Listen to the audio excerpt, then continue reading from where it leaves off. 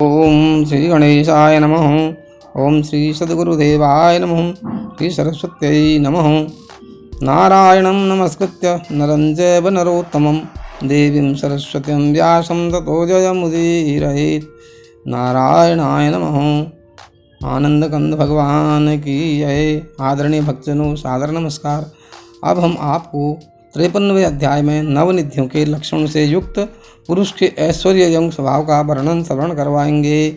बोले आनंदकंद भगवान की जय।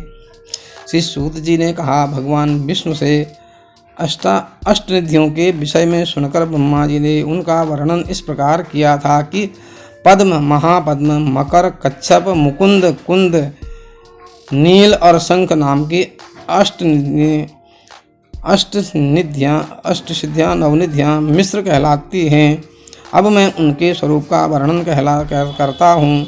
पद्मनिधि के लक्षण से संपन्न मनुष्य सात्विक और दाक्षिण्य गुण से संपन्न होता है। वह सुवर्ण, चांदी और मूल्यवान धातुओं का संग्रह करके यतियों, देवताओं और याज्ञ को दान करता है। महापद्म चिन्ह से लक्षित व्यक्ति भी अपने संग्रहित धन आदि का दान धार्मिक जनों को करता रहता है। पद्म तथा महापद्म निधि संपन्न पुरुष सात्विक स्वभाव वाले कहे गए हैं। मकर निधि से चिन्ह से चिन्हित मनुष्य खड्ग, बाण एवं कुंत बोलते हैं भाले को आदि वस्त्रों का संग्रह करने वाला होता है। वह नित्य श्रोत्रिय ब्राह्मणों को दान देता है और राजाओं के साथ उसकी सदैव मित्रता बनी रहती है।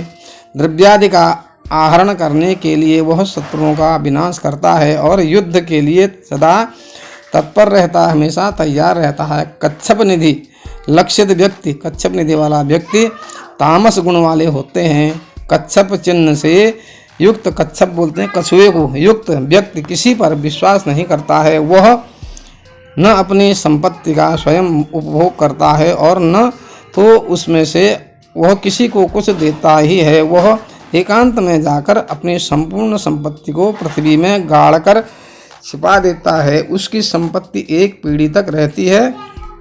मुकुंद निधि से के चिन्ह से अंकित पुरुष रजोगुण संपन्न होता है। वह राज्य संग्रह में लगा रहता है। वह भोगों का उपभोग करते हुए गायक और वेश्या आदि को धन देता है। नंदन निधि से युक्त व्यक्ति राजस और तामस गुणों वाला होता है। वही कुल का आधार बनता है। वह स्तुति करने पर प्रसन्न होता है तथा बहुत ही स्त्रियों का पति होता है। पूर्व काल के मित्रों में उसकी प्रीतिशील होती है। वह अन्य नए मित्रों के साथ प्रेम करने लगता है। नील निधि के चिन्ह से सुशोभित मानव सात्विक तेज से संयुक्त होता है। वह वस्त्र, धनादि का संग्रह तथा तडाग आदि का निर्माण करता है। तडाग बोलते हैं तालाब को। उसके द्वारा जनहित में आम्रादि के उद्यान भी लगाए जाते हैं। आम्रादि, आम इत्यादि के बाग लगाए जाते हैं। उसकी संपत्ति 3 पीढ़ी तक रहती है। शंख निधि वाला एक ही पुरुष पीढ़ी के लिए होती है। शंख निधि एक ही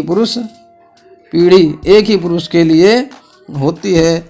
इससे समन्वित मनुष्य धनादि का स्वयं तो उपभोग करता है, किंतु उसके परिजन कुत्सित अन्न का भोजन तथा अच्छे न लगने वाले मैले कुचले वस्त्रों से जीवन यापन करते हैं। वह स्वयं के भरण पोषण में सदैव तत्पर रहता है।